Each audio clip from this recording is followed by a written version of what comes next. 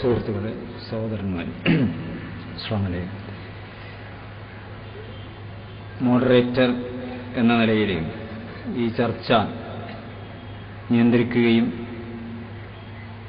അവസാനം സമാഹരിക്കുകയും ചെയ്യുക എന്ന ചുമതലയാണ് എന്നിൽ അർപ്പിതമായിരിക്കുന്നത്.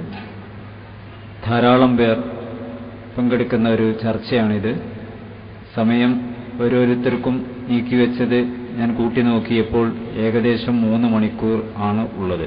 8 മണി വരെ ഏറ്റവും ചുരുങ്ങിയത് ഈ ചർച്ച നീണ്ടുപോകും എന്നാണ് അതിൻ്റെ അർത്ഥം.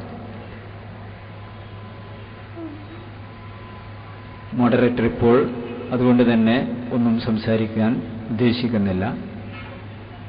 ഈ ചർച്ചാ സമ്മേളനം ഉദ്ഘാടനം ചെയ്യുന്നതിന് വേണ്ടി ബഹുമാന്യനായ ജസ്റ്റിസ് പി കെ ഷംസുദ്ദീൻ സാറിനെ വളരെ ആദരപൂർവ്വം ക്ഷണിക്കുന്നു.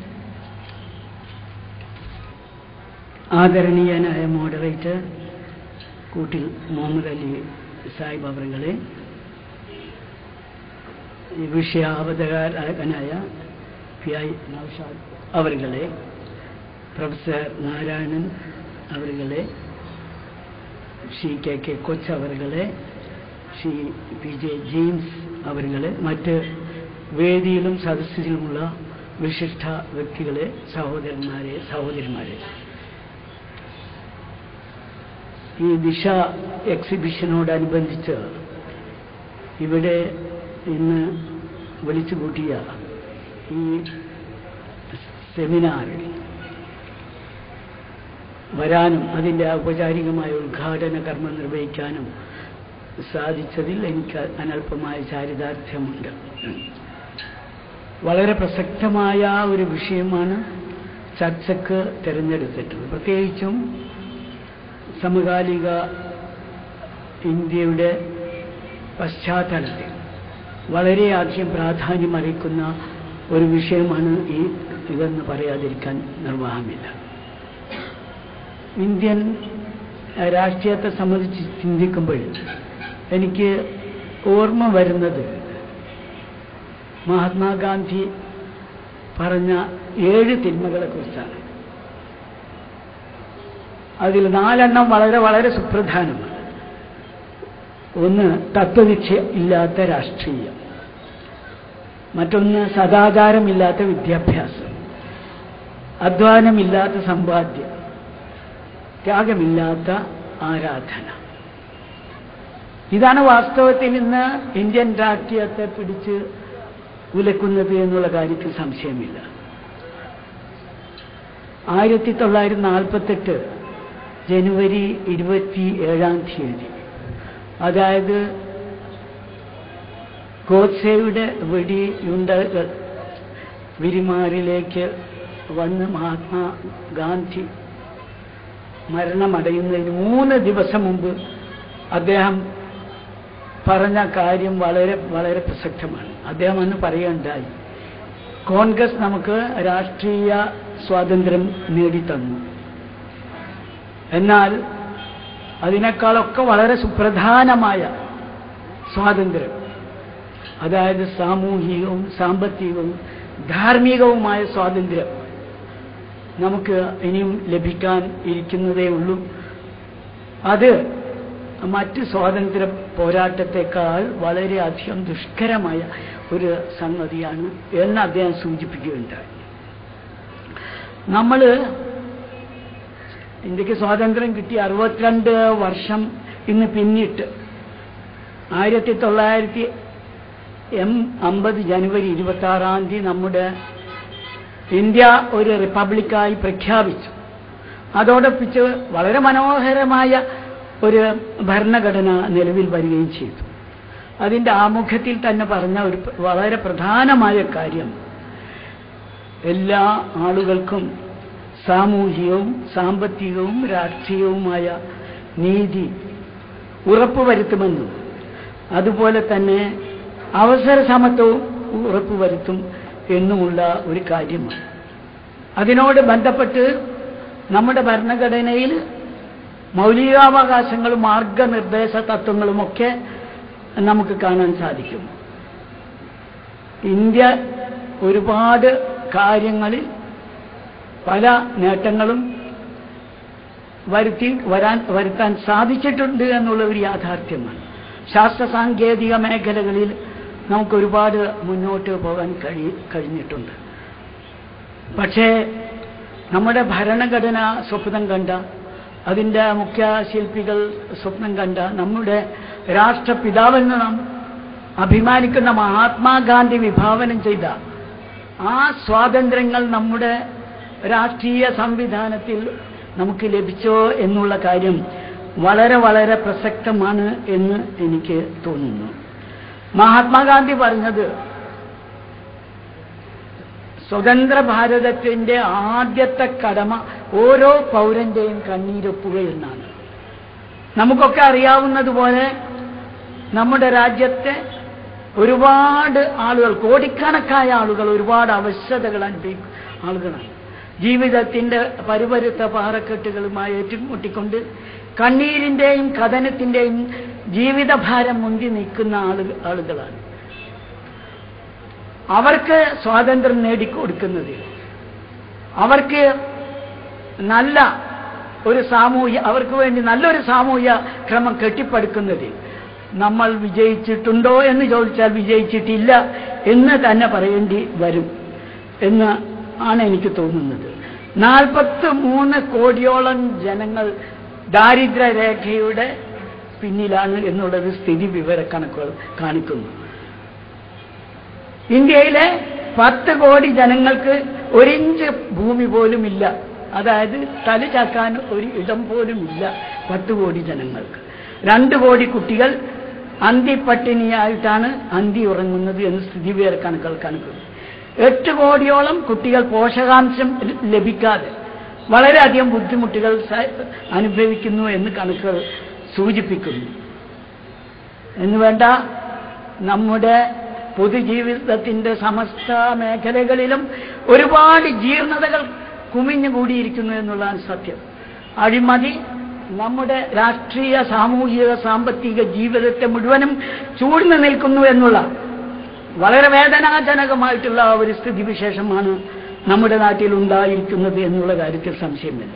ഒരു കണക്ക് പ്രകാരം നമ്മുടെ പൊതുവിതരണ ഗോഡൌണുകളിൽ നിന്ന് ഏകദേശം 38,656 കോടി രൂപയുടെ ധാന്യശേഖരങ്ങൾ മോഷ്ടിച്ച് കരിഞ്ചന്തയിൽ വിറ്റു എന്ന് നമുക്ക് കാണാൻ സാധിക്കും. ലോകത്ത് ഉള്ള ദാരിദ്ര്യ രാജ്യങ്ങളുടെ കണക്കെടുത്തതിൽ ഇന്ത്യ ഏറ്റവും മുന്നണിയിൽ നിൽക്കുന്നു എന്നുള്ളതാണ് സത്യം.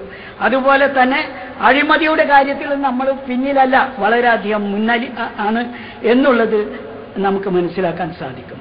വളരെ മുമ്പ് തന്നെ ലോർഡ് ആറ്റ്കിൻ പ്രഭു പറയുണ്ടായി, power corrupts and absolute power corrupts absolutely. അതായത് അധികാരം ദൂഷിപ്പിക്കുന്നു, പരമാധികാരം പരമമായി ദൂഷിപ്പിക്കുന്നു എന്ന് പറയുകയുണ്ടായി. നമ്മൾ ഒരു കാര്യം തന്നെ ചിന്തിക്കുക, ഭരണപക്ഷത്ത് ഒരുപാട് ആളുകളുണ്ട്, അതുപോലെ തന്നെ നമ്മളുടെ പ്രതിപക്ഷത്തൊക്കെ ഒരുപാട് ആളുകളുണ്ട്. നമുക്കൊക്കെ അറിയാവുന്ന ഒരു സത്യം, ഈ രാജ്യത്ത് അഴിമതി നടത്തി രാഷ്ട്രീയ നേതാക്കളും അതുപോലെ തന്നെ ഉദ്യോഗം വഹിക്കുന്ന ആളുകളും വളരെ വളരെ അഴിമതികൾ നടത്തി എത്രയോ കോടിക്കണക്കായ രൂപ സ്വിറ്റ്സർലാൻഡ് ബാങ്കിൽ ഡെപ്പോസിറ്റ് ചെയ്തിട്ടുണ്ട് എന്നുള്ളത് നമുക്ക് അറിയാവുന്ന ഒരു സംഗതിയാണ്. പക്ഷേ ഒരു അംഗങ്ങൾ, പാർലമെന്റ് അംഗങ്ങളിൽ ഇടയ്ക്കിടയ്ക്ക് വളരെ നേരിയ ശബ്ദം ഉയർത്തുന്നതല്ലാതെ അതിനെ സംബന്ധിച്ച് വ്യക്തമായ ഒരു ചിത്രം കിട്ടാൻ വേണ്ടിയിട്ട് ഉള്ള ഒരു ശ്രമവും ഒരു രാഷ്ട്രീയ കക്ഷിയും നടത്തിയിട്ടില്ല എന്നുള്ളതാണ് കാര്യം. അതിന്റെ കാരണം എന്താണെന്ന് വെച്ചാൽ വ്യത്യാസമില്ലാതെ രാഷ്ട്രീയ പാർട്ടികൾ ഇടതോ വലതോ എന്നുള്ള വ്യത്യാസമില്ലാതെ എല്ലാവരും ഈ അഴിമതിയിൽ ഉൾപ്പെട്ടിരിക്കുന്നു എന്നുള്ളതാണ്. ഞാൻ പറയുന്നത് എല്ലാ നേതാക്കളും അഴിമതിക്കാരാണ് എന്നല്ല, എല്ലാ പാർട്ടികളും ഇന്ന് വാസ്തവത്തിൽ അതിൻ്റെ ഒക്കെ ഫലമായിട്ടാണല്ലോ ബോഫേഴ്സും അതുപോലെ ലാവ്ലിനും എന്ന് തുടങ്ങി ഇപ്പൊ അടുത്ത ദിവസം തന്നെ നമ്മുടെ കേന്ദ്രമന്ത്രിയായ രാജയെ പറ്റിയിട്ട് ഒരുപാട് റിപ്പോർട്ടുകൾ നമ്മൾ കണ്ടു കഴിഞ്ഞു. അപ്പൊ അവരൊക്കെ മുൾമുനയിൽ നിർത്തിക്കൊണ്ട് അഴിമതി ആരോപണങ്ങൾ ഇവിടെ ഉന്നയിച്ചു കഴിഞ്ഞിട്ടുള്ളത് നമുക്കറിയാം. അതുകൊണ്ട് ഈ സ്വിറ്റ്സർലാൻഡിലുള്ള പണത്തിന്റെ ഒരു വിവരം കിട്ടുകയാണെങ്കിൽ തന്നെ നമുക്ക് വാസ്തവത്തിൽ ഇവിടെ നടക്കുന്ന അഴിമതിയുടെ വലിയൊരു ചിത്രം നമുക്ക് മനസ്സിലാക്കാൻ സാധിക്കും എന്നുള്ളതാണ് എനിക്ക് പറയാനുള്ളത്.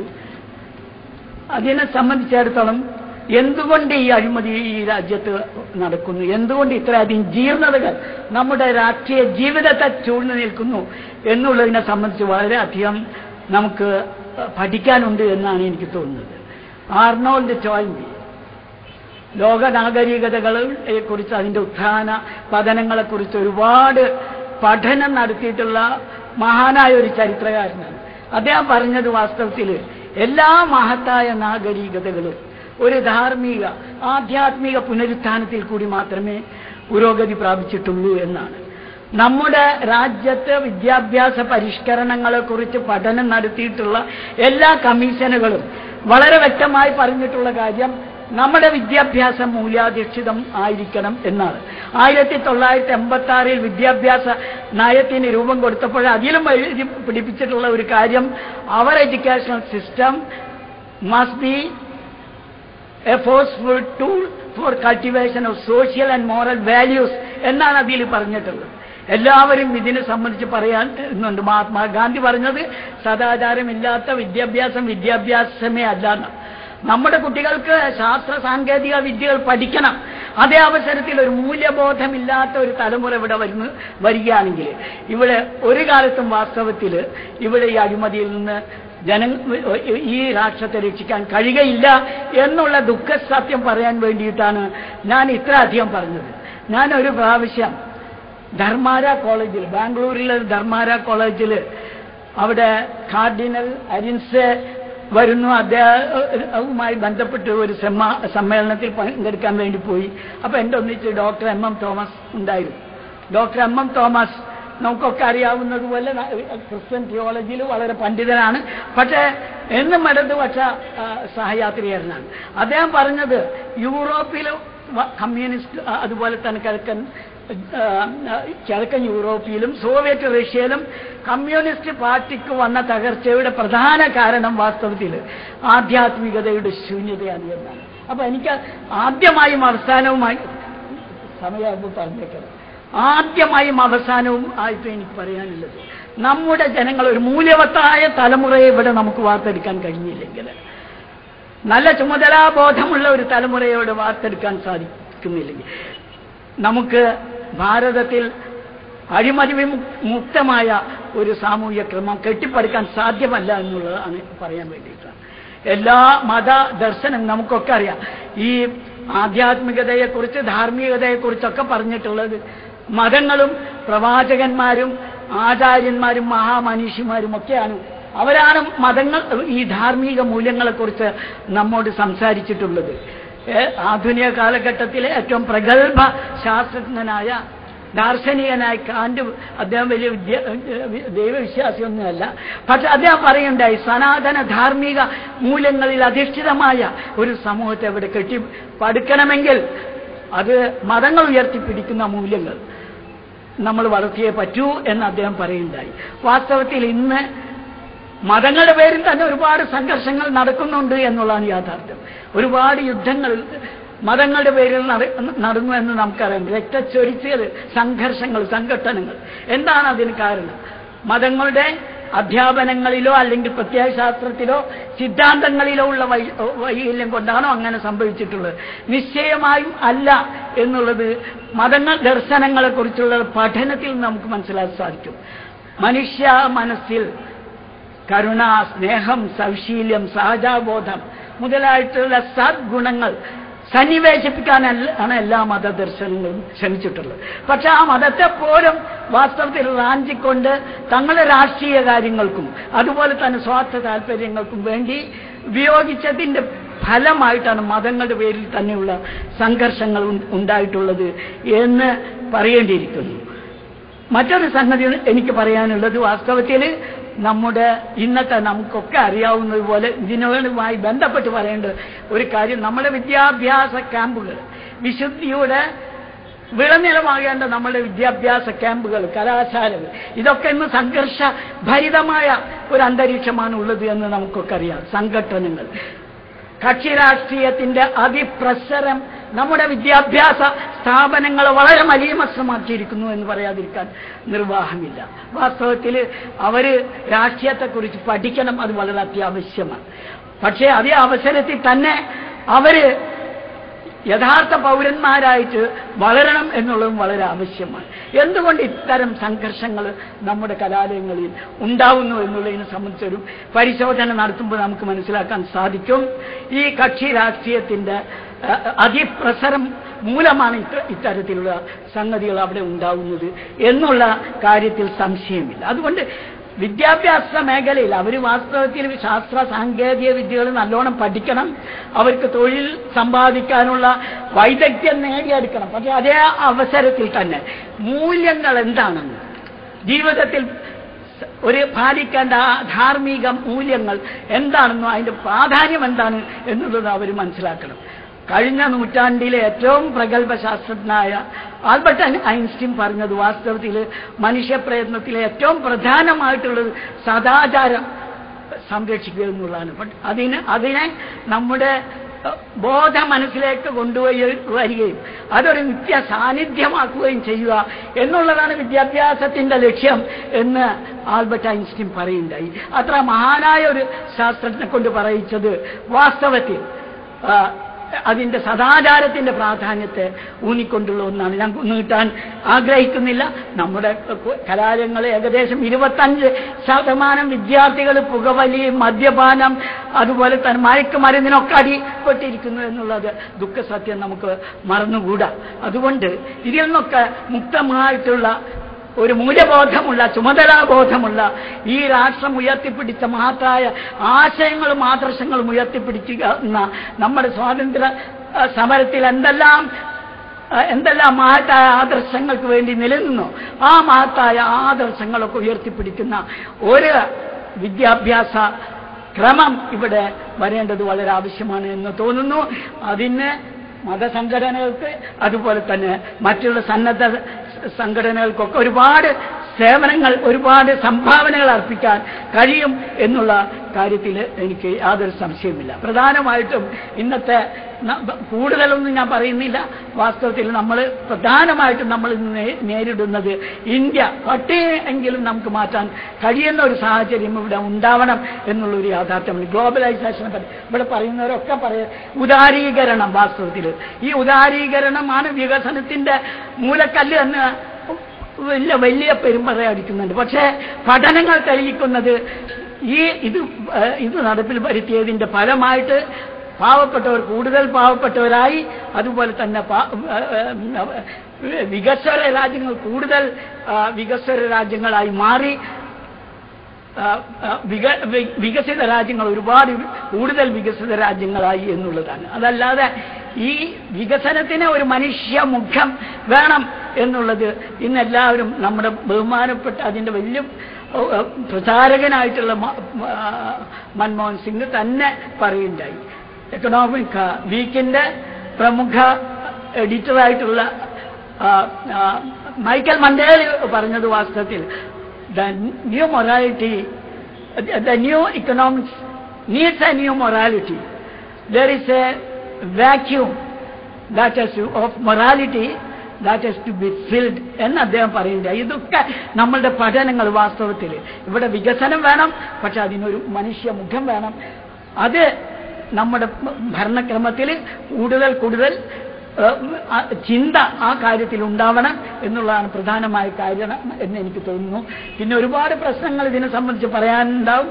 ഇവിടുത്തെ നമ്മുടെ ഭരണഘടനാപരമായ നമ്മുടെ പാർട്ടികൾ, നമ്മുടെ കൂടുതൽ എങ്ങനെയുള്ള എന്തെല്ലാം വ്യത്യാസങ്ങൾ നമ്മുടെ മഹാത്മാഗാന്ധി വിഭാവനം ചെയ്തത് വികേന്ദ്രീകൃതമായ വില്ലേജുകളൊക്കെ തന്നെ റിപ്പബ്ലിക് സ്വാശ്രയം സ്വീകരിച്ചിട്ടുള്ള റിപ്പബ്ലിക് ആക്കി മാറ്റണം എന്നുള്ളതാണ് അദ്ദേഹത്തിന്റെ.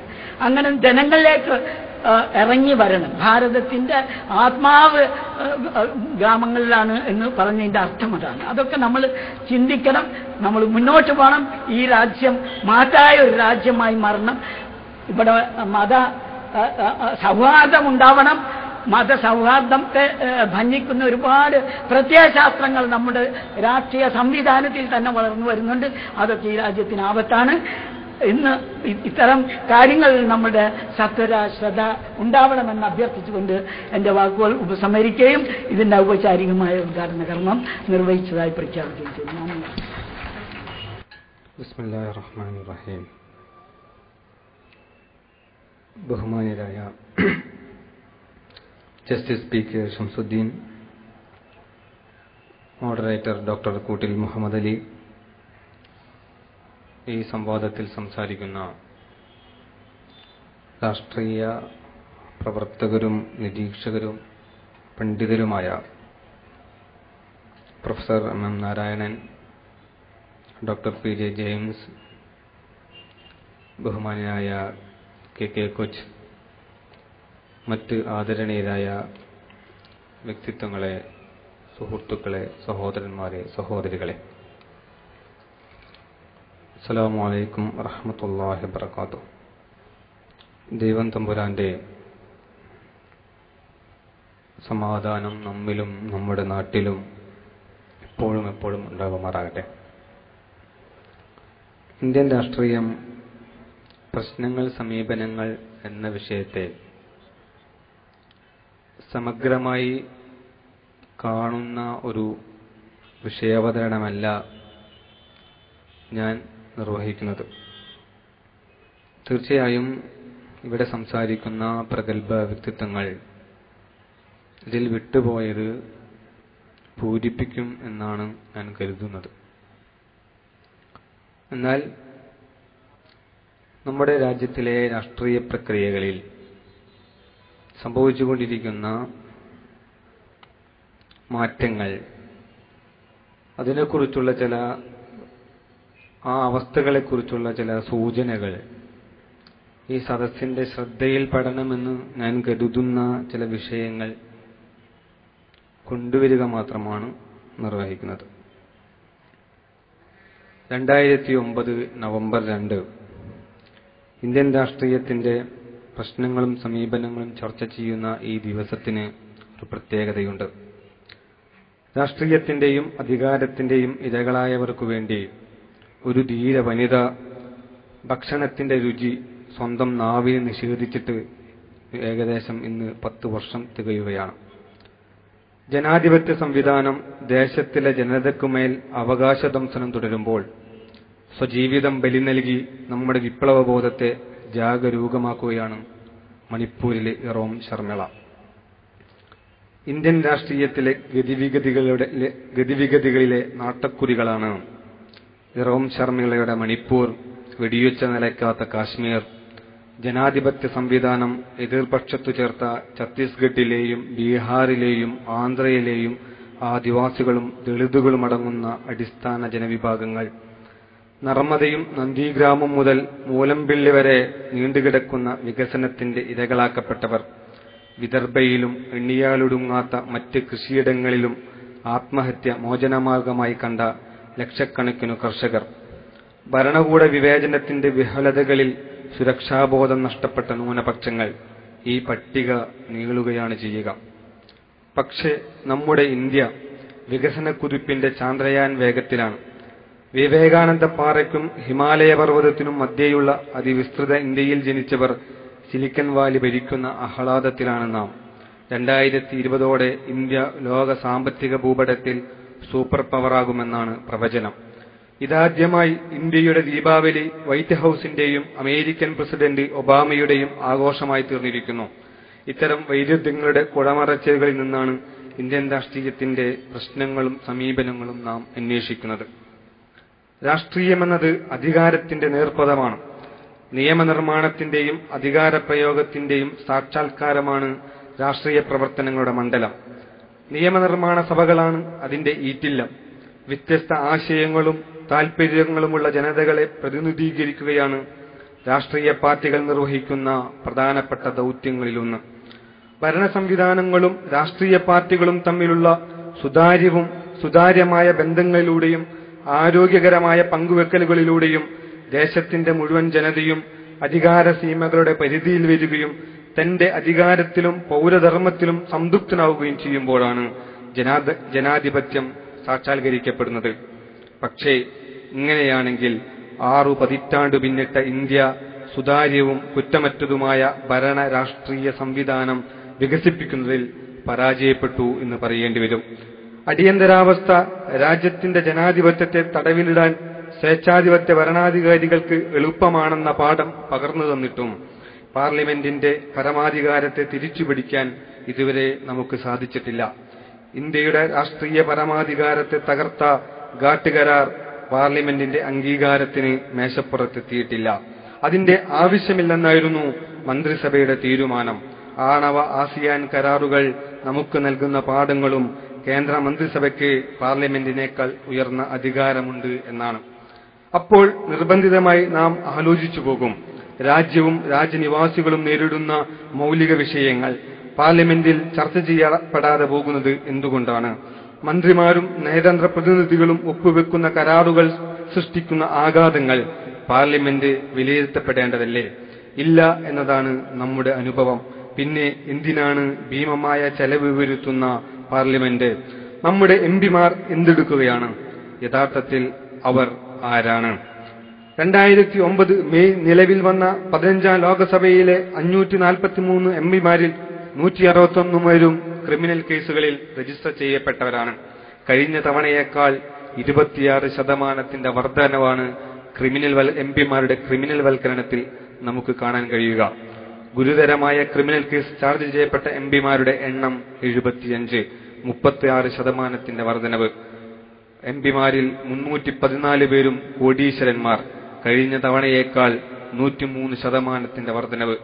10 ലക്ഷത്തേക്കാൾ കുറവ് ആസ്തിയുള്ള എംപിമാരുടെ എണ്ണം 15. മൊത്തം എംപിമാരിൽ 0.5% താഴെ, അഥവാ 10 ലക്ഷത്തിന് താഴെ ആസ്തിയുള്ള ഇന്ത്യൻ ജനസംഖ്യയുടെ 90%-ലധികം ആളുകളിൽ നിന്ന് പാർലമെന്റിലെത്തിയവർ 0.5% താഴെ മാത്രം എന്നർത്ഥം. ഇന്ത്യയിലെ കാർഷിക മേഖലയെ, മത്സ്യബന്ധന മേഖലയെ, അടിസ്ഥാന തൊഴിൽ മേഖലയെ, പാരമ്പര്യ വ്യവസായ ആരോഗ്യ മേഖലകളെ തകർക്കുന്ന നയങ്ങൾ അവിടെ പാസ്സാകുന്നതിന്റെയും നടപ്പാകുന്നതിന്റെയും രഹസ്യം ഈ കണക്കിൽ നിന്ന് നമുക്ക് ബോധ്യമാകും. കോർപ്പറേറ്റുകൾ നമ്മുടെ രാഷ്ട്രീയ ഭരണ മേഖലയിൽ ചെലുത്തുന്ന സ്വാധീനത്തിന്റെ അളവ് അനുനിമിഷം വർദ്ധിച്ചുകൊണ്ടിരിക്കുന്നു. ഒരു രാഷ്ട്രീയ കക്ഷിയും ഈ ഒരു യാഥാർത്ഥ്യത്തെ നിഷേധിക്കില്ല. തെരഞ്ഞെടുപ്പുകൾ പണക്കൊഴുപ്പിന്റെ ഗോതയാകുമ്പോൾ കോർപ്പറേറ്റുകളുടെ ഇഷ്ടക്കാരാകാൻ കക്ഷികളും നേതാക്കളും കൊതിക്കുന്നു.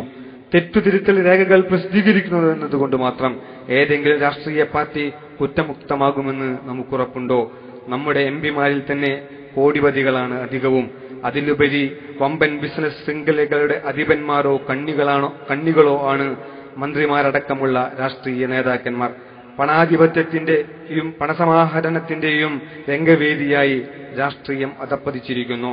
മഹാരാഷ്ട്ര നിയമസഭാ തെരഞ്ഞെടുപ്പിൽ മാത്രം 5000 കോടി രൂപയുടെ കള്ളപ്പണം ഒഴുകിയിരിക്കുന്നുവെന്നാണ് പറയപ്പെടുന്നത്.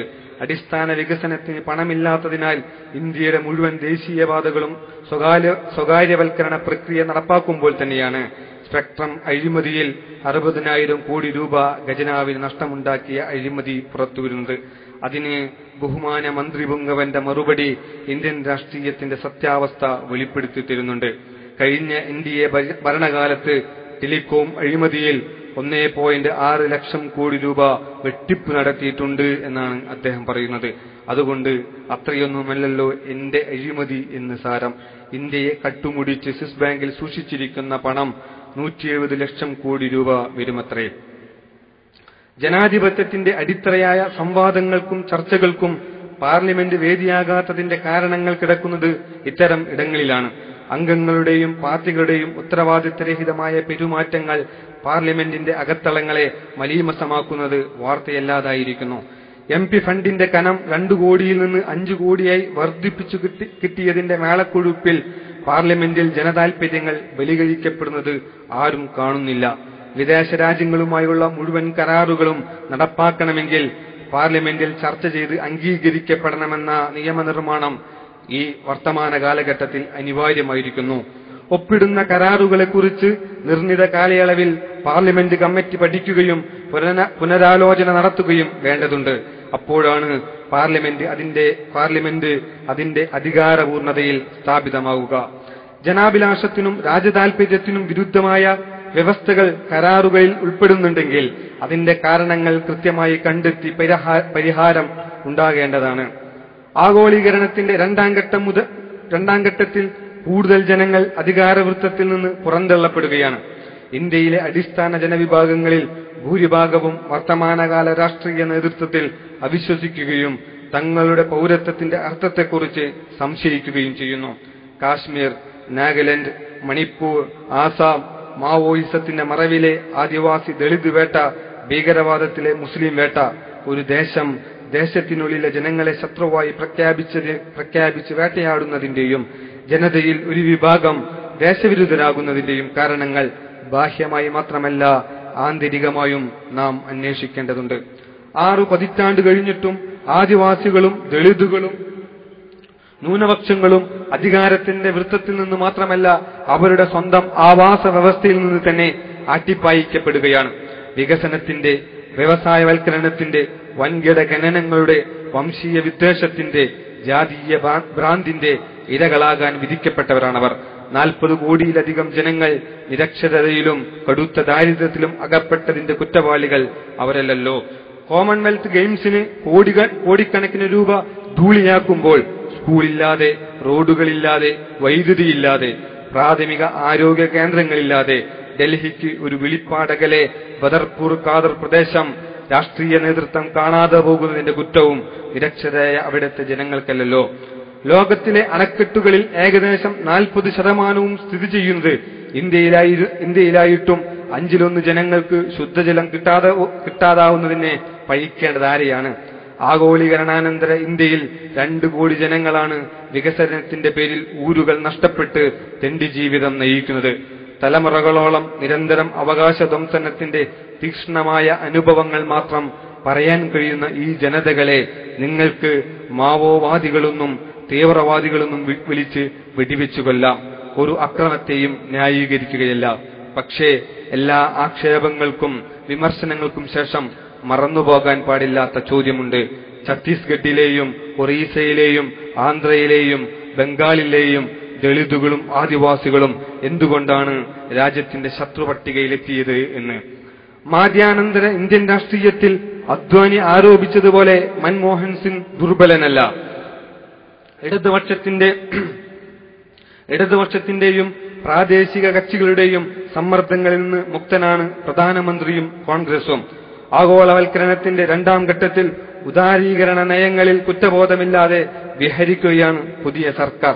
സാമ്രാജ്യത്വത്തിന്റെ കുതന്ത്രങ്ങളും ചതിക്കുഴികളും തിരിച്ചറിയുന്നവർ രാഷ്ട്രീയ നേതൃത്വത്തിൽ ഇല്ലാതെ പോയിരിക്കുന്നു. പാകിസ്ഥാനിന്റെ വഴിയെയാണ് ദൗർഭാഗ്യവശാൽ ഇന്ത്യയും നീങ്ങുന്നത്.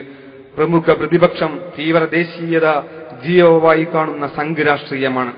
കോൺഗ്രസ് പ്രതിനിധാനം ചെയ്യുന്ന നവലിബറൽ രാഷ്ട്രീയത്തോട് സങ്കുചിത വംശീയവാദത്തിന്റെയും ഫാഷിസത്തിന്റെയും ചേരുവകൾ ചേർക്കുന്നതിലൂടെ രൂപപ്പെടുന്ന സംഘ് പരിവാറിന്റെ സമകാലിക രാഷ്ട്രീയം ഭാവി ഇന്ത്യയുടെ പ്രതീക്ഷകൾക്ക് നിറം നൽകാനാവില്ലെന്ന് തെളിയിക്കപ്പെട്ടിരിക്കുന്നു.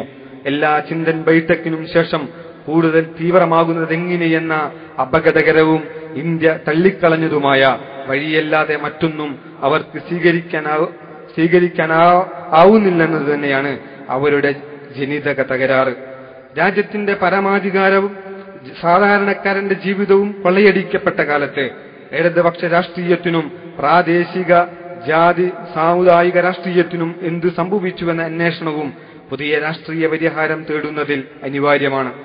ഇടതുപക്ഷം അതിസങ്കീർണമായ രാഷ്ട്രീയ പ്രതിസന്ധി നേരിടുന്ന കാലയളവ് കൂടിയാണ് ഇപ്പോഴത്തേത്. നവമുതലാളിത്തം അതിന്റെ എല്ലാ ദ്രംഷ്ടങ്ങളോടെയും നമ്മുടെ സാമ്പത്തിക രാഷ്ട്രീയ ജീവിതത്തിനുമേൽ പിടിമുറുക്കിയ കാലയളവിൽ ഇടതുചേരി ദുർബലമായിരിക്കുന്നു.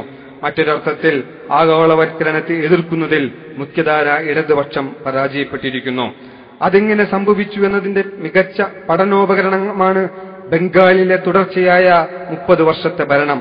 മുസ്ലിങ്ങളും ദളിതുകളും ആദിവാസികളും ബംഗാളിൽ അധികാരത്തിൽ നിന്നും പുരോഗമന പ്രക്രിയകളിൽ നിന്നും അകറ്റി നിർത്തപ്പെട്ടതിന്റെ കാരണങ്ങളിലേക്കും ടാറ്റയും സലീം ഗ്രൂപ്പും പ്രിയപ്പെട്ടവരായതിന്റെ കാരണങ്ങളിലേക്കും തന്നെയാണ് ആശയപരമായും പ്രായോഗികമായും ഇടതുപക്ഷത്തിന്റെ ആഗോളവൽക്കരണ വിരുദ്ധ രാഷ്ട്രീയം പരാജയപ്പെട്ടതിന്റെ അന്വേഷണവും ചെന്നെത്തുക. ബംഗാളിൽ നക്സലുകൾ വളരുന്നുവെന്നും അവരെ വെടിവെച്ച് കൊല്ലണമെന്നും CPM കോൺഗ്രസിനോട് ആവശ്യപ്പെടുമ്പോൾ സങ്കടത്തോടെ ചിരിക്കുകയല്ലാതെ നമുക്ക് മറ്റെന്ത് ചെയ്യാൻ സാധിക്കും? അടിസ്ഥാന ജനപക്ഷ രാഷ്ട്രീയത്തിൽ നിന്ന് ഇടതുപക്ഷം മുതലാളിത്തത്തിന്റെ കളത്തിലേക്ക് ചുവടുമാറ്റിയതിന്റെ കേരളീയ ഉദാഹരണമാണ് ശോഭ ടൗൺഷിപ്പ് വേണോ മനുഷ്യന്റെ നിലനിൽപ്പിനും പ്രകൃതിയുടെ സംരക്ഷണത്തിനും സംസ്ഥാന കേന്ദ്ര സർക്കാരുകൾ പാസാക്കിയ 16 നിയമങ്ങളും എറണാകുളത്തിന്റെ ജീവനും വേണോ എന്ന തെരഞ്ഞെടുപ്പിൽ ശോഭ മതിയെന്ന പ്രഖ്യാപനം മന്ത്രിസഭയിൽ നിന്നുണ്ടാകുന്നത്. 25 വർഷം നീണ്ട പ്രാദേശിക സാമുദായിക ജാതി സമവാക്യ രാഷ്ട്രീയ പരീക്ഷണങ്ങളും കൊമ്പന് പിറകെ മോഴയും എന്ന അവസ്ഥയിലേക്ക് എത്തിയിരിക്കുന്നു. സഹസ്രാബ്ദങ്ങളോളം അധികാര മേഖലകളിൽ പ്രവേശനം നിഷേധിക്കപ്പെട്ടവർ അധികാരത്തിലേക്ക് കടന്നുവരികയെന്നത് ആഹ്ലാദകരമായ കാര്യമായിരുന്നു. പക്ഷേ പുതിയ രാഷ്ട്രീയ സംസ്കാരത്തിന്റെ തുടക്കമായും കാത്തിരുന്ന മാറ്റത്തിന്റെ വിളംബരമായും പ്രതീക്ഷിച്ചവരെ നിരാശപ്പെടുത്തുകയായിരുന്നു അവർ. അധികാരം സഹസ്രാബ്ദങ്ങളുടെ നിന്ദ്യതകളെ വിസ്മരിപ്പിക്കാൻ മാത്രം ലഹരിയാൽ സമ്പന്നമാണെന്ന കറുത്ത പാഠം മാത്രമാണവ നൽകിയത്. അഴിമതിക്കാരുടെയും കുറ്റവാളികളുടെയും ആലയായി മാറാൻ എത്ര കുറഞ്ഞ കാലയളവ് കൊണ്ടവർക്ക് സാധിച്ചിരിക്കുന്നു. വേണം നമുക്ക് പുതിയ രാഷ്ട്രീയ സംസ്കാരം. അതെ, ഇന്ത്യ പുരോഗമിക്കുകയാണ്. ക്രൂരമായ ഈ യാഥാർത്ഥ്യങ്ങൾക്കിടയിലും ഇന്ത്യ വളരുകയാണ്. മികച്ച മനുഷ്യവിഭവവും പ്രകൃതി സമ്പത്തും കൈമുതലുള്ള ഇന്ത്യക്ക് അവ സംരക്ഷിക്കാനും പരിപാലിക്കാനും മുഴുവൻ മനുഷ്യരുടെയും വളർച്ചയ്ക്ക് പ്രയോജനപ്പെടുത്തുവാനും കഴിവുള്ള ഒരു രാഷ്ട്രീയ സംസ്കാരം വളർന്നു വരേണ്ടിയിരിക്കുന്നു. ഇന്ത്യയുടെ പരമാധികാരത്തെ ചോദ്യം ചെയ്യുന്ന ആന്തരികവും ബാഹ്യവുമായ മുഴുവൻ ശക്തികൾക്കെതിരെയും ഒരു ജനതയെ അണിനിരത്താൻ കഴിവുള്ള ഇച്ഛാശക്തിയുള്ള ഒരു രാഷ്ട്രീയം, മൂല്യങ്ങളുടെ രാഷ്ട്രീയം, വിശ്വാസ്യതയുടെ രാഷ്ട്രീയം. തീർച്ചയായും അത്തരം രാഷ്ട്രീയം പ്രകൃതിയോട് സൗമനസ്യമുള്ളതായിരിക്കും. മുഴുവൻ മനുഷ്യരെയും നീതിയുടെ കണ്ണിലൂടെ കാണുവാനുള്ള ശേഷിയുണ്ടാകും. മത്സരമല്ല, സഹകരണവും സഹവർത്തിത്വവുമാണ് ഏറ്റവും വലിയ കൈമുതലെന്ന പാഠം കൈമാറുന്ന രാഷ്ട്രീയ സംസ്കാരം. അധികാരവൃത്തത്തിൽ നിന്ന് അകറ്റി നിർത്തപ്പെട്ട കറുത്തവരും സ്ത്രീകളും ന്യൂനപക്ഷങ്ങളും അധികാരത്തിന്റെ പങ്കാളികളും ആത്മവിശ്വാസത്തോടെ ഉത്തരവാദിത്തം നിർവഹിക്കുന്നവരുമായിരിക്കും. അത്തരമൊരു മാറ്റത്തിന്റെ ശുഭസൂചനകൾ നമ്മുടെ രാജ്യത്ത് ധാരാളമുണ്ട്. പുതിയ സാമൂഹിക സമ്മർദ്ദ രാഷ്ട്രീയ ചേരികൾ വളരുകയും വിജയിക്കുകയും ചെയ്യുന്നുണ്ട്. ഇന്നത്തെ ചെറിയ തരംഗങ്ങൾ നാളുകളിൽ വൻമരങ്ങളെ പിഴുതെറിയുന്ന കൊടുങ്കാറ്റുകളാകുമെന്ന കയോസ് തിയറിയുടെ സാക്ഷാത്കാരം പലപ്പോഴും സംഭവിച്ചിട്ടുള്ളത് സാമൂഹിക ജീവിതത്തിലാണല്ലോ. തിന്മകളിൽ, അബദ്ധങ്ങളിൽ ഒരു ജനതയ്ക്ക് എത്ര കാലം രാപ്പാർക്കാനാകും? പ്രത്യാശകളാണല്ലോ ജീവിതത്തെ നയിക്കുന്നത്, സമരങ്ങളെയും വിപ്ലവങ്ങളെയും. എല്ലാ ശുഭപ്രതീക്ഷകൾക്കുമപ്പുറം അംബേദ്കറുടെ ഒരു വാക്ക് ചെക്ക് മാർക്കായിട്ടുണ്ട്. അംബേദ്കർ പറഞ്ഞിട്ടുണ്ട്, ഭരണഘടന വഴി രാജ്യത്തിന് കിട്ടുന്നത് ലെജിസ്ലേച്ചർ, എക്സിക്യൂട്ടീവ്, ജുഡീഷ്യറി തുടങ്ങിയ അവയവങ്ങളാണ്. ഈ അവയവങ്ങൾ എങ്ങനെ പ്രവർത്തിക്കുന്നുവെന്നത് ജനങ്ങളെയും അവരുടെ രാഷ്ട്രീയ പാർട്ടികളെയും ആശ്രയിച്ചാണിരിക്കുന്നത്. ആർക്കറിയാം ഇന്ത്യൻ ജനതയും അവരുടെ സംഘടനകളും എങ്ങനെ പെരുമാറുമെന്ന്.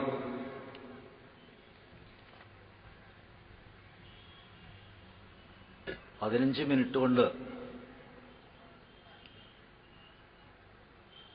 എന്താണ് പറയേണ്ടത് എന്നൊരു പ്രശ്നം. മറ്റൊരു കാര്യം, ഈ ചർച്ച കേട്ടിട്ട് അതിനോടുള്ള ഒരു പ്രതികരണം എന്നുള്ള നിലക്ക് എന്തെങ്കിലും പറയാമെന്ന് കരുതിയാണ് ഞാനിവിടെ വന്നത്. ഉദ്ഘാടന പ്രസംഗവും വിഷയാവതരണവും ഉണ്ടായി. അപ്പോൾ ഇതിന്റെ അടിസ്ഥാനത്തിൽ എന്തെങ്കിലും പറയാൻ മാത്രമേ, ഏതെങ്കിലും ഒരു വശം എടുത്ത് സംസാരിക്കാൻ മാത്രമാണ് എനിക്ക് ഈ അവസരത്തിൽ സാധിക്കാമെന്ന് തോന്നുന്നു. അതിൽ ഇന്ത്യൻ രാഷ്ട്രീയം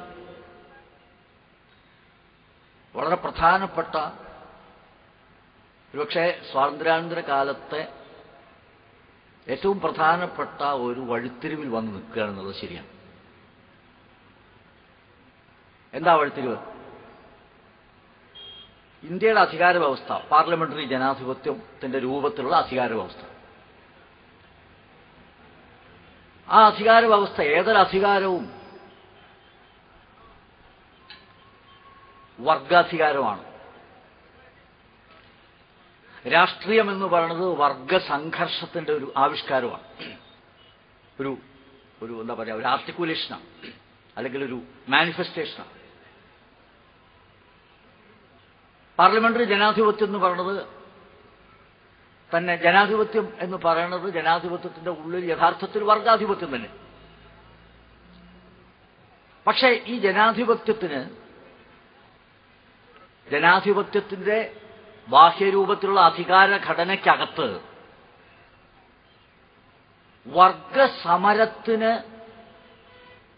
വർഗാധിപത്യത്തിന്റെ ഈ വ്യവസ്ഥയ്ക്കകത്ത് തന്നെ ചില ഇടങ്ങൾ, സൈറ്റ് ഓഫ് ക്ലാസ് സ്ട്രഗിൾസ്, വർഗസമരത്തിന്റെ ചില ഇടങ്ങളുണ്ട് എന്നുള്ളത് ആണ് ഈ പാർലമെന്ററി ജനാധിപത്യ വ്യവസ്ഥയുടെ ഒരു സവിശേഷത. ഇപ്പൊ പാർലമെന്ററി ജനാധിപത്യത്തിന്റെ ജനവിരുദ്ധമായ സ്വഭാവത്തെ തിരിച്ചറിയുമ്പോൾ തന്നെ ഈ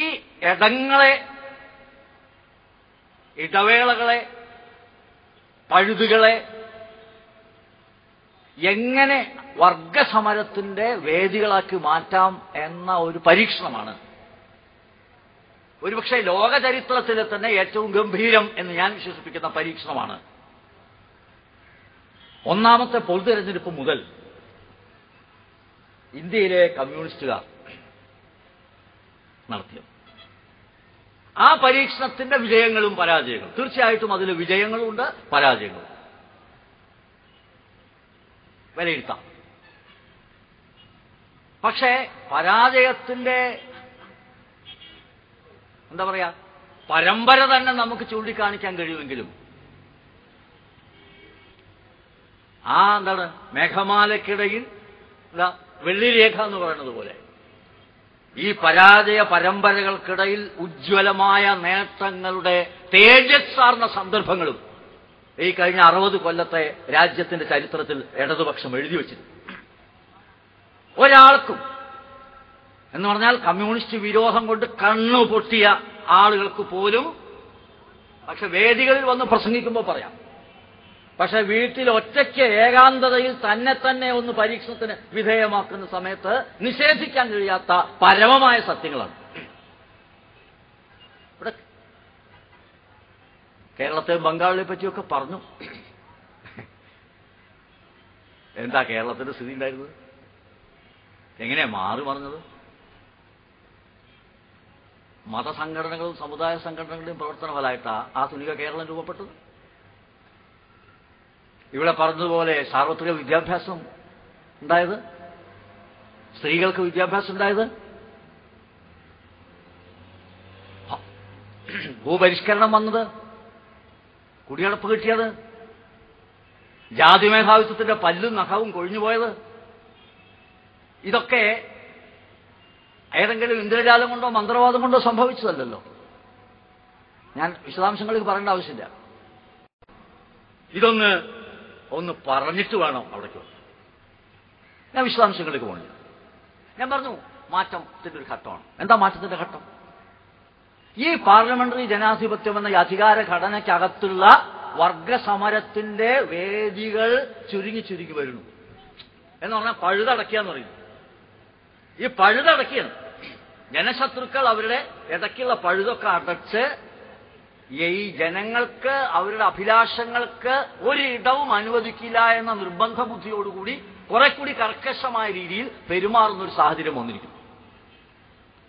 ഇപ്പൊ സ്വാതന്ത്ര്യാനന്തര കാലത്ത് ഭരണത്തെക്കുറിച്ച് ജനങ്ങളുടെ ഭരണം എന്നായിരുന്നു, ജനക്ഷേമത്തിന് വേണ്ടിയാ ഭരിക്കണം എന്നായിരുന്നു. ജനക്ഷേമത്തിന് വേണ്ടിയാ ഭരിക്കണം എന്ന് പറഞ്ഞിട്ട് പ്രമാണിമാരുടെയും മുതലാളിമാരുടെയും ക്ഷേമമാണ് നേടിയെടുത്തത്. അത് വേറെ കാര്യം. പക്ഷെ പറഞ്ഞിരുന്നു, റെട്ടറിക് ഉണ്ടായിരുന്നു. ഇപ്പൊ ജനക്ഷേമം എന്നുള്ള വാക്ക് ഉപയോഗിക്കുന്നില്ലല്ലോ. ജനം എന്ന് പറഞ്ഞാൽ തന്നെ മാറിപ്പോയി. വൻകിട മുതലാളിമാരാണ്, അവരുടെ ക്ഷേമമാണ് ജനക്ഷേമം എന്ന് പരസ്യമായിട്ട് പറയാൻ, അവരുടെ ക്ഷേമത്തിനെ തടയുന്നവർ രാജ്യദ്രോഹികളാണെന്ന് പറയാൻ ഒരു പ്രയാസമില്ലാത്തൊരു കാലം പറഞ്ഞിരിക്കും. ഈ ധനാധിപത്യം, നഗ്നമായ പാർലമെന്ററി ജനാധിപത്യത്തിന്റെ ഈ ചെറിയ ഇടങ്ങളിൽ പോലും സാധാരണ മനുഷ്യന്റെ ആശയാഭിലാഷങ്ങൾക്ക് രൂപം കൊടുക്കാനുള്ള ചെറിയ അവസരങ്ങൾ പോലും നിഷേധിക്കുന്ന രീതിയിൽ ആസൂത്രിതവും സംഘടിതവും നിരന്തരവുമായ ധനാധികാരത്തിന്റെ സമ്മർദ്ദം ശക്തിപ്പെട്ടു വരിക. ഇതിന്റെ ഫലമായിട്ടാണ് കഴിഞ്ഞ തെരഞ്ഞെടുപ്പിൽ ഇടതുപക്ഷം തോറ്റത്. അല്ലാണ്ട് ഒരു ലാവലിനൊന്നല്ല. പേർക്കണില്ല. ഒരു നന്ദിഗ്രാമം ഒരു ലാവലിനും കൊണ്ട് ബംഗാളിലും കേരളത്തിലും ഇടതുപക്ഷം കൊണ്ട് തോൽക്കുക? ഇടതുപക്ഷം തോറ്റതല്ലല്ലോ, തോൽപ്പിച്ചതല്ലേ. തോറ്റില്ലെങ്കിലും അത്ഭുതമുള്ളൂ. പക്ഷെ ഇടതുപക്ഷത്തിന്റെ തോൽവി, എല്ലാ തോൽവിയും അത്ര മോശമല്ല കേട്ടോ. മഹനീയമായ പരാജയങ്ങളുണ്ട്, നാണം കെട്ട വിജയങ്ങളുണ്ട്.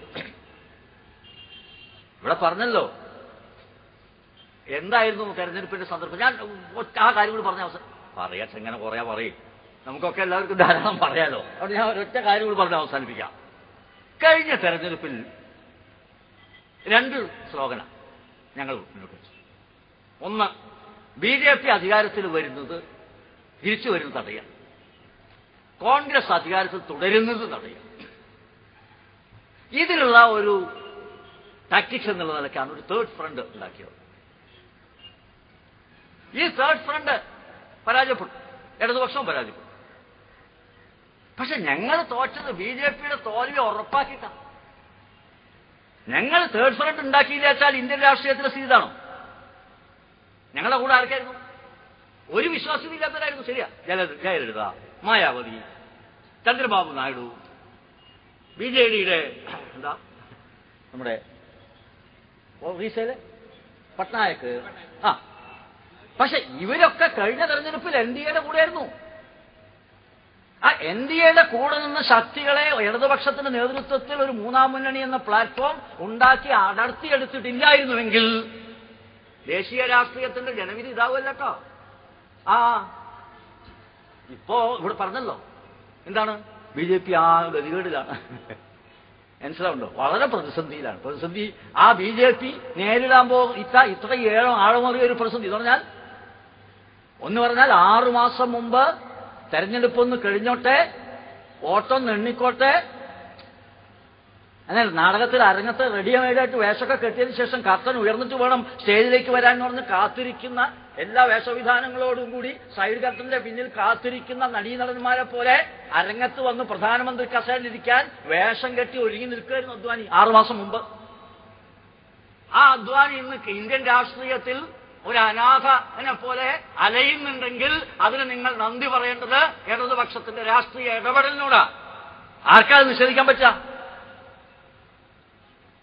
അപ്പൊ ഞങ്ങളെ BJPയുടെ തോൽവി ഉറപ്പിച്ചു, ഞങ്ങളുടെ തോൽവി ഞങ്ങളുടെ ശത്രുക്കൾ ഉറപ്പിച്ചു. കാരണം ഇവിടെ പറഞ്ഞു 2004, 2008 ഒരു സാഹചര്യം ആവർത്തിക്കരുത് എന്ന് ആഗോള സാമ്രാജ്യത്വത്തിനും ആ സാമ്രാജ്യത്തിന്റെ ഇന്ത്യൻ ബന്ധുക്കൾക്ക് നിർബന്ധം ഉണ്ടായിരുന്നു. അതുകൊണ്ട് ഇടതുപക്ഷത്തെ എന്ത് വില കൊടുത്ത് തോൽപ്പിക്കുക? ആരാ തോൽപ്പിക്കുന്നത്? എന്താ രാജ്യത്തിന്റെ സ്ഥിതി? മധുര എന്ന് പറയുന്ന ഒരു ഒറ്റ കോൺസ്റ്റിറ്റ്യുവൻസിയിൽ കരുണാനിധിയുടെ മകനായിട്ടുള്ള അഴഗിരി മത്സരിച്ചത് 200 കോടി രൂപ ചെലവാക്കിയിട്ടാണ്. 200 കോടി ഒരു പാർലമെന്റ് മണ്ഡലത്തിന്. അതാണ് രാജ്യം. ഞാൻ പറഞ്ഞ സ്ഥിതി മാറി, സിറ്റുവേഷൻ മാറി. അതുകൊണ്ട് തന്നെ പാർലമെന്റിനകത്ത് ഇടതുപക്ഷത്തിന്റെ ഇടപെടൽ ശേഷി ഗണ്യമായിട്ട് കുറഞ്ഞു എന്നുള്ളത് ശരിയാ. പക്ഷെ അതുകൊണ്ട് ഇവർക്ക് സ്വസ്ഥമായിട്ട് കിടന്നുറങ്ങാൻ പറ്റുമോ? ഇപ്പൊ ഒരു ഉദാഹരണം പറഞ്ഞാൽ, ഒക്ടോബർ 2-ാം തീയതി മനുഷ്യച്ചങ്ങല കേരളത്തിൽ. വിടായി പറയാനൊക്കെ എളുപ്പമാണ്. സായാഹ്ന വേദികളിൽ കയറി സെമിനാറിൽ പ്രബന്ധം അവതരിപ്പിക്കാനൊക്കെ എളുപ്പമാണ്. ജനങ്ങളാണ് നിർത്തണം. കേരളത്തിന്റെ ദേശീയപാതയിൽ 4 മണി എന്ന് പറഞ്ഞൊരു മണി ഉണ്ടെങ്കിൽ ആ മണിയിൽ ഈ ഇത്രയും ആളുകളെ കൃത്യമായിട്ട് ഒരു അലമ്പുമില്ലാതെ, ഒരു ആഘോഷമില്ലാതെ, ഒരു ഒട്ടും വാദ്യമില്ലാതെ, ഒരു കുഴപ്പമില്ലാതെ അണിനിരത്താന്ന് പറഞ്ഞാൽ ചെറിയ കാര്യമാണ്. കാണണ്ടേ? ജനങ്ങളെ കമ്മ്യൂണിസ്റ്റുകാരുടെ രാഷ്ട്രീയം എന്ന് പറയുന്നത് പാർലമെന്റല്ല ഞങ്ങളുടെ രാഷ്ട്രീയത്തിന്റെ പരമപദം. പാർലമെന്ററി രാഷ്ട്രീയത്തിന് കീഴ്പ്പെട്ടിട്ടാണ് പാർലമെന്ററി രാഷ്ട്രീയം. ആ പാർലമെന്ററി രാഷ്ട്രീയത്തിൽ ഉള്ള, ഞാൻ നേരത്തെ പറഞ്ഞതുപോലെ, ജനങ്ങൾക്ക് പ്രയോജനപ്പെടുത്താൻ കഴിയുന്ന വിടവുകളും ഇടങ്ങളും മുഴുവൻ നികത്തി അവിടെയൊക്കെ ജനശത്രുക്കൾ അധികാരത്തിന്റെ ഔദ്ധത്യം പൂർണ്ണമായ സാന്നിധ്യം പ്രകടിപ്പിക്കുന്ന ഈ സന്ദർഭത്തിൽ തെരുവുകളിൽ പാവപ്പെട്ട ജനങ്ങളുടെ പ്രക്ഷോഭങ്ങളുടെയും സമരങ്ങളുടെയും തിരമാലകൾക്ക് കഴിച്ചു വിട്ടുകൊണ്ട് ഇതിനെ കോംപ്ലിമെന്റ് ചെയ്യുന്ന, സപ്ലിമെന്റ് ചെയ്യുന്ന ഒരു രാഷ്ട്രീയ പ്രസ്ഥാനം വളർന്നു വരാൻ പോവുക. അത്തരം ഒരു പ്രസ്ഥാനത്തിന്റെ സാധ്യതയെ തകർക്കുകയാണ് നമ്മുടെ മാർക്സിസ്റ്റ് ലെനിനിസ്റ്റ് പാർട്ടി എന്ന് പറയുന്ന പാർട്ടി.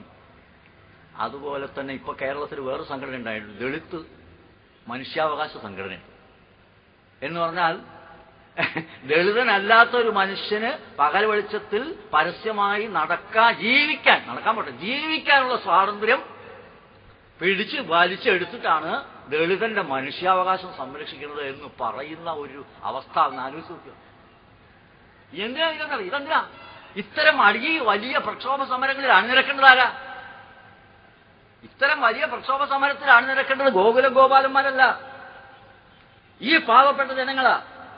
ആ പാവപ്പെട്ട ജനങ്ങളെ ഇത്തരത്തിലുള്ള പൊതുവായ രാഷ്ട്രീയ പ്രസ്ഥാനത്തിലേക്ക്, സമരമുന്നണികളിലേക്ക് ആകർഷിച്ചു കൊണ്ടുവരാനുള്ള ശ്രമത്തെ അട്ടിമറിക്കുക എന്നുള്ള ശത്രുവർഗത്തിന്റെ ആചാരം വാങ്ങിയ ദുഷ്ടപ്രവർത്തനമാണ് ഇത്തരത്തിലുള്ള വിഭാഗീയ വിധ്വംസക പ്രവർത്തനങ്ങൾ.